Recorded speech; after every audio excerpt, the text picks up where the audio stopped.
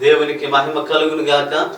ఈరోజు దేవుని మాట, యెహోవా దయా దాక్షిణ్యములు గలవాడు. దేవుడెవరు అంటే ఆయన దయా దాక్షిణ్యం గలవాడు. God is gracious and merciful. దేవుడు దయగలిగిన వాడు. దయకు మరొక పదం కృప. నిజమే, దేవుడు ఎలాంటి దయగలిగిన వాడు? What is grace? Grace is unmerited favour of God. అంటే దేవుడు ఒక వ్యక్తికి అర్హత లేని వానిని అర్హునిగా చేయడమే కృప. కృప అంటే పడిపోయిన మానవుడు నిలబడ్డమే. కృప అనేది దేవుడు మానవుని శక్తి కొరకై, మానవుడు జీవించడానికై ఆయన ఇచ్చిన ఒక ఫోర్స్.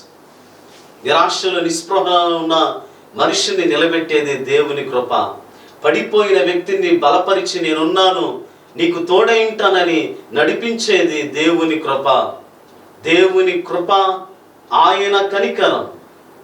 God's mercy.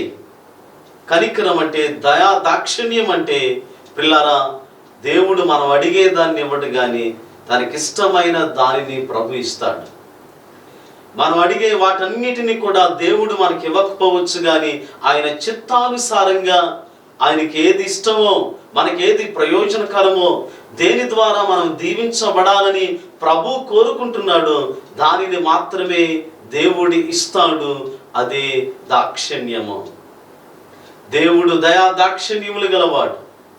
ఆయన నిశ్చయముగా పడిపోయిన మీ జీవితాలను నిలబెట్టి తన మహిమ కొరకు వాడుకోగలడు. నువ్వు అడుగుతున్న వాటన్నిటినీ దేవుడు నీకు ఇవ్వకపోవచ్చు కానీ తన చిత్తానుసారంగా నీకు అతి శ్రేష్టమైన వాటినిచ్చి దేవుడు దాక్షిణ్యపూర్ణుడిగా నీ జీవితంలో గొప్ప కార్యాలు చేసేవాడు. దేవుడు అట్టి కృప మీకు అనుగ్రహించునుగాక. ఆమేన్.